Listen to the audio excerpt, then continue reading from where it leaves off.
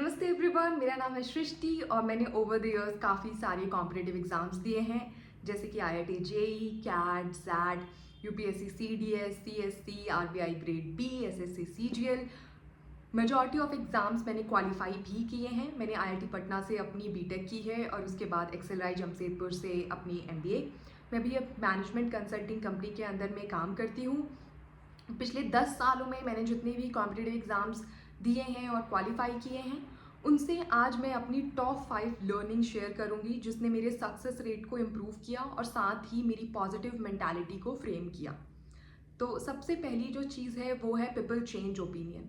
तो अगर आप बहुत ज़्यादा चिंता करते हो कि लोग क्या सोचेंगे, तो ये आपके लिए बहुत ही पॉजिटिव पॉइंट है, क्योंकि लोग अपने ओपिनियंस को चेंज करते रहते हैं। अगर आज आपको एग्ज़ाम देते हो और आप सक्सीड नहीं करते हो, तो लोग आके आपको बोलेंगे कि आपने तो मेहनत पुट ही नहीं की, हमने तो देखा था आप तो दिन भर टाइम वेस्ट करते रहते थे, कैसे ही सक्सेस मिलेगी।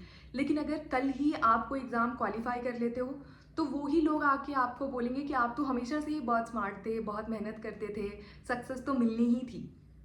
तो ऐसे लोगों के ओपिनियंस को अपने ऊपर बहुत हावी नहीं होने देना है।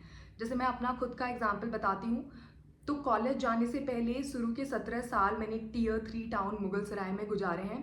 एक लोअर मिडिल क्लास फैमिली के अंदर में मेरा कोई भाई नहीं था, तो आप सोच सकते हो कि एज अ सोसाइटी मेरी और मेरी फैमिली के ऊपर में कितना पिटी फील करती थी। बट ओवर द ईयर्स जैसे काफ़ी सारे एग्ज़ाम्स दिए, मैंने क्वालिफाई किया, हमारी क्वालिटी ऑफ लाइफ में थोड़ा इम्प्रूवमेंट हुआ।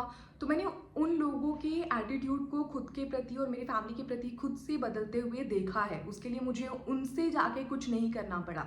तो उनको जाके आपको साबित नहीं करना है, आपको बस अपनी लाइफ के ऊपर फोकस करते रहना है और पीपल विल टर्न अराउंड। उनको दिखेगा कि हाँ आप कुछ अच्छा कर रहे हो, और नहीं दिखे तो फिर उनका तो कोई चेंज ही नहीं है, आप उनको छोड़ दो, उनके ऊपर एफर्ट पुट करने की कोई ज़रूरत नहीं है।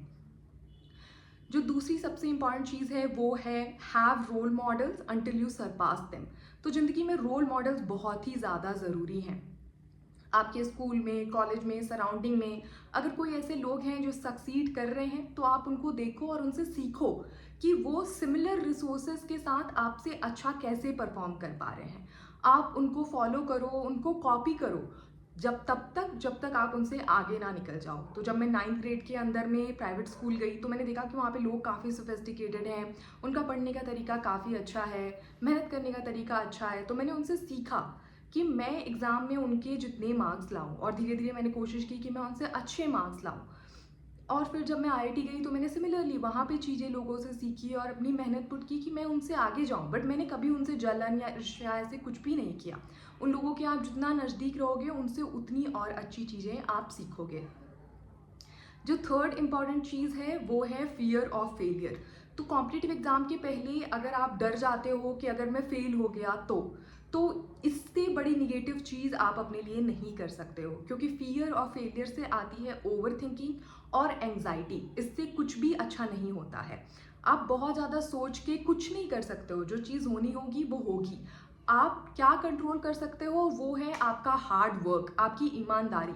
अगर आप ईमानदारी के साथ मेहनत कर रहे हो, अगर आप एग्जाम दे के ऐसा फील कर रहे हो कि this is the best that I could do, then this is all that you can do. उससे ज़्यादा आपको चिंता करने की ज़रूरत नहीं है। एग्ज़ाम है, एक कॉम्पिटिटिव एग्ज़ाम है, बस it's not the end of the world. ऐसा नहीं है कि दुनिया उसके बाद ख़त्म हो जानी है आपके लिए। आपका मेन लाइफ में गोल होना चाहिए कि मुझे लाइफ में कुछ बड़ा करना है, कुछ अच्छा करना है। ज़रूरी नहीं है कि वो अच्छा करने के लिए बस एक वो ही कॉम्पिटिटिव एग्ज़ाम है जो आपको सक्सेस दिला सकता है।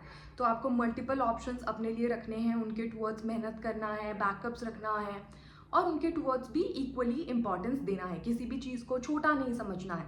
अगर आप यूपीएससी की प्रिपरेशन कर रहे हो, तो आप साथ में स्टेट PCS, SSC, RBI इन सारे एग्जाम्स को भी एज अ बैकअप रख सकते हो, उनके ऊपर भी अटेम्प्ट करना ज़रूरी है।